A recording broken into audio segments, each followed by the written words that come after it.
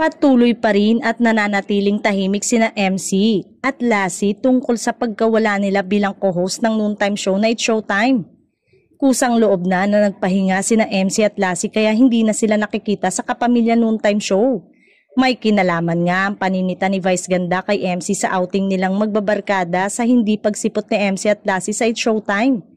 Hindi na nasilayan sina MC at Lassie sa It's Showtime ilang araw matapos lumabas ang vlog ni Vice.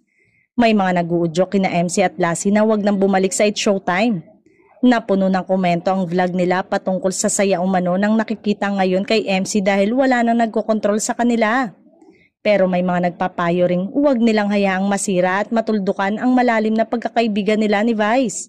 Samantala, ayon sa isang source, sa ngayon ay wala pang sagot kung babalik pa ba ang dalawa sa noontime show. Nakahang kumbaga at kesa daw naghihintay kung ano ang plano nila ay minabuti na may pansamantala umanong papalit sa kanila na guest co-host na ilalagay sa show.